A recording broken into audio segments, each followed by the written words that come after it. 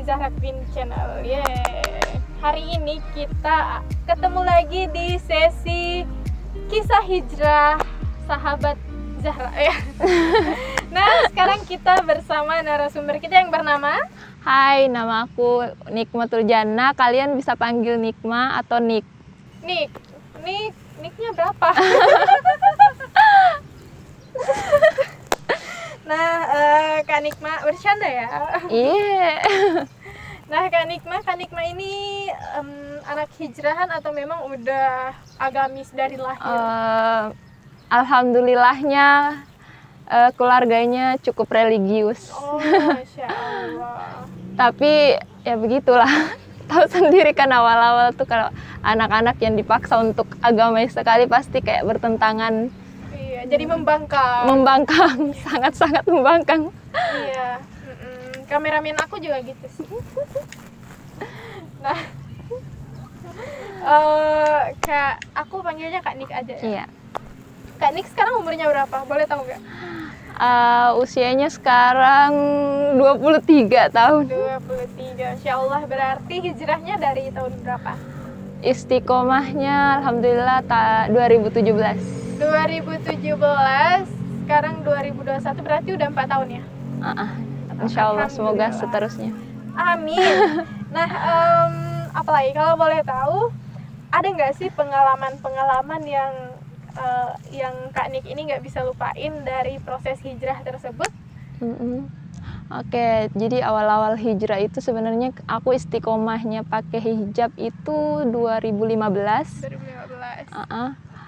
Karena kan dari awal dipaksa, dari kecil kan punya keluarga yang sangat-sangat religius. Jadi kayak orang tua tuh maksanya gini kayak, kamu tuh nggak malu ya gitu kan, punya papa ustadz misalkan kan.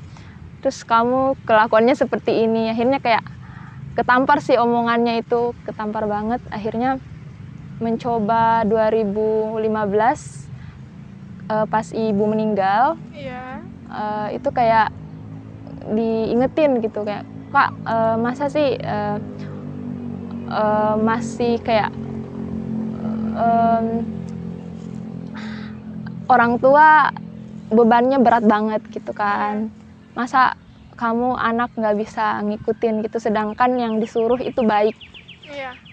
Akhirnya mencoba untuk ikut kajian, ikut teman-teman yang ngajakin ke tarbiyah. Iya, Insya Allah.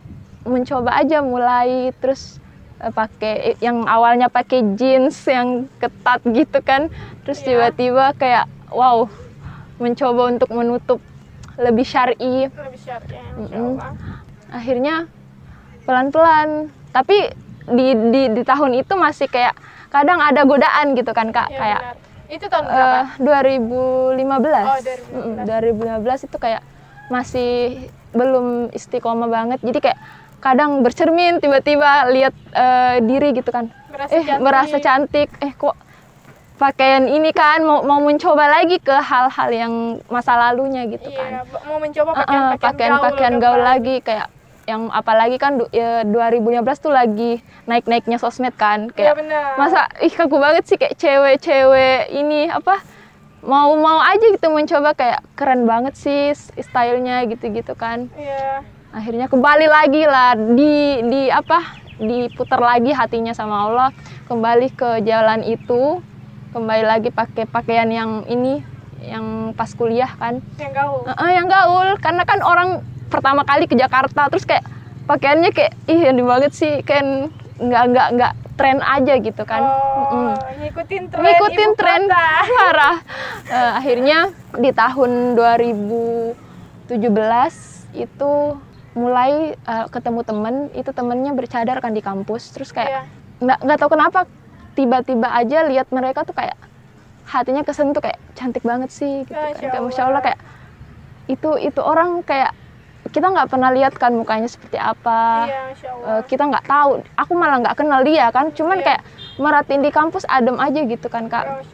Adem. Terus akhirnya disentuh sama hal-hal seperti itu, kayak tiap sholat, terus kayak pas bangun tidur itu kayak kebayang-bayang aja, itu orang itu kebayang aja di mukanya kan. Bangun tiba-tiba didatengin dalam mimpi.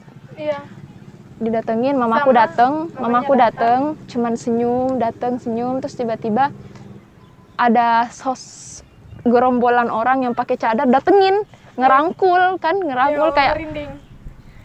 ini pertanda apa sih sebenarnya Tuhan gitu kan. Bangun sholat subuh itu pas habis mimpinya bangun kayak ini pertanda apa ya Tuhan gitu kan.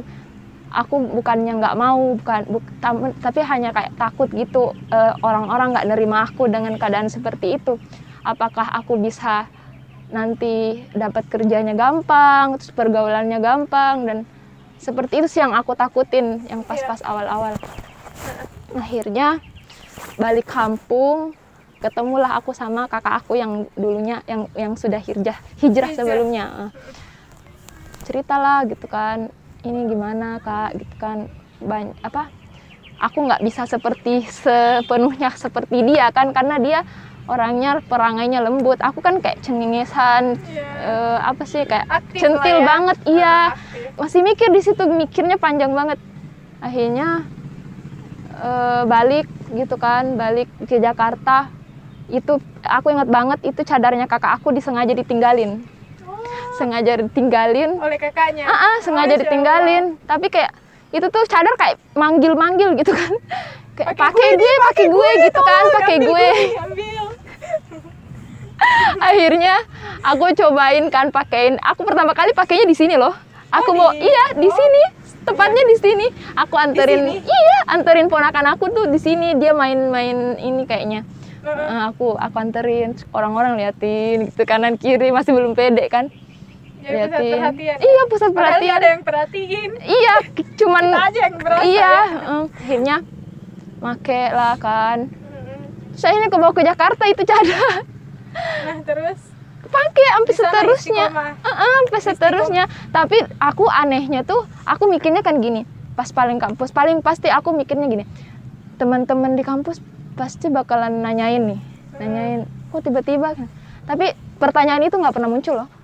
Nggak pernah muncul sama sekali sampai sekarang. Dia nggak pernah pertanyaan, kok lu sekarang berubah nih, lo ini lebih agamais gitu kan. Nggak pernah. Dosen aku aja yang non Islam nggak pernah nanyain. Iya, Masya Allah. Mereka tuh orang-orang sana tuh kayak Flat biasa aja gitu. Lu berubah ya terserah lu yang atur diri lu sendiri gitu kan. Iya, Akhirnya Masya Allah. sampai sekarang Masya Allah Istiqomah. Insya Allah. Masya Allah, Alhamdulillah. Nah, untuk pengalaman kata-kata buruk nggak ada ya? Banyak sih. Banyak sih contohnya. Cuman aku kan tipe orang yang nggak peduliin orang sih sebenarnya. Iya, that's good. Orang tua aku aja marah, aku nggak pernah kayak mau sedih, mau baper, enggak. Cuman, gue dikatain ya. Tadi gue dikatain ya. Introspeksi diri aja lah. Gue ada yang salah kali gitu, ya udah benerin aja gitu. Akhirnya, flat aja ya. Biasa-biasa aja. Cuman kadang ada sih. Misalkan lo udah jadi ukti ya. Itu sih, udah jadi ukti ya. Aku bilang iya dong, gitu aja jawabnya, sesuai apa yang aku mau jawab aja. Tapi ya udah mengalir aja terus kayak gitu. Masya Allah. Terus pengalaman yang Masya Allah menurut kamu setelah hijrah, ataupun perubahan kamu sebelum hijrah dan setelah hijrah itu gimana? Apakah sangat berasa atau biasa-biasa aja? Kalau pengalamannya sebenarnya banyak sih hal-hal yang awalnya aku nggak pernah dapetin sebelum hijrah, dan pengalaman yang setelah hijrah. Jadi kayak aku yang awalnya ragu kan pakai cadar, terus kayak merasa kayak ada nggak sih yang mau temenan sama aku, ya kan? Ada nggak sih yang mereka, yang teman-teman aku yang dulu masih mau nggak sih temenan sama aku? Tapi Masya Allah sekali, Tuhan tuh nggak tidur. Iya, nggak tidur. Dia malah datengin banyak banget orang-orang baik di sekitar aku. Masya Allah. Iya, orang-orang yang awalnya aku nggak pede gitu buat deketin, tiba-tiba orang itu deketin sendiri gitu, kayak ngajakin, ayo jalan, kajian bareng gitu-gitu kan. Terus banyak hal-hal yang sekarang yang nggak mungkin gitu jadi nyata, Kak. Jadi kayak misalkan kayak hal-hal, misalkan aku kemarin kan sempat yang pas corona itu tuh, itu tuh susah banget kan buat balik Jakarta itu, karena mungkin lagi kurang ini kan. Nah, pas corona kemarin itu ada masalah apa? Ada masalah keuangan atau mungkin masalah apa di Jakarta? Sebenarnya kan aku kemarin balik itu terakhir 2018 kayaknya. Terakhir balik dari kampung ke Jakarta, balik lagi kan, mau balik lagi. Nah, itu tuh kayak udah lama rasanya gitu kan nggak pulang kampung, terus tiba-tiba corona, kan makin susah kan baliknya. Iya. Terus akhirnya kayak ngapain aku di Bogor kan gitu lama-lama, sedangkan nggak ada kuliah juga nggak bisa kan. Iya. Akhirnya balik, tapi di situ di satu sisi kakak aku lagi kurang ini kan, Kurang dana. dananya lagi kurang, jadi akhirnya Tuhan mau balik gitu kan, udah curhat aja ke Allah kan kayak gitu. Tiba-tiba didatengin 3 hari setelah aku curhatnya kayak gitu, didatengin, ditelepon sama kakak ipar aku di Makassar. Udah balik aja hari Kamis, yuk bawa popernya banyak-banyak gitu-gitu kan. Udah gila. Itu Masya Allah banget. Pertolongannya cepet banget. Mana udah terdampar di kota orang. Pertolongan yang sangat-sangat tepat dan pas waktunya. Masya Allah. Terus apalagi hal-hal yang tidak bisa dilupakan setelah, intinya perbandingan sebelum dan setelah hijrah? Perbandingannya, iya. Dulu sering dibully sih. Aduh. Jadi sekarang kebalik, iya. Sering dibully, sekarang enggak. Dibully kayak dijailin sih sama teman-teman, apa-apa dibandingin kan. Oh iya. Sekarang mau bandingin apaan kan? Justru mereka kagum, segan gitu kan. Oh, Masya Allah, nikmat sekarang gitu sih. Menjadi lebih baik. Dan pasti perubahan yang dirasain teman-teman sama sih, kayak misalkan jalan, orang-orang biasanya kayak manggil, ngobalin kali ya, ngegodain gitu, tiba-tiba kayak enak aja gitu. Sekarang udah nggak catcalling lagi? Enggak sih. Paling kalau catcalling assalamualaikum. Paling enak sih itu waktu masih di Bogor kan. Aku kan biasanya naik angkot balik dari kampus ke rumah. Iya. Itu orang-orang yang di jalan-jalan, tukang ojek atau apa, udah segen aja, jadi enak kita jalannya. Dulu kan masih kayak nggak nyaman aja diteriak-teriakin. Oh iya, benar. Nah, untuk closing statementnya kira-kira kakak punya closing statement buat teman-teman?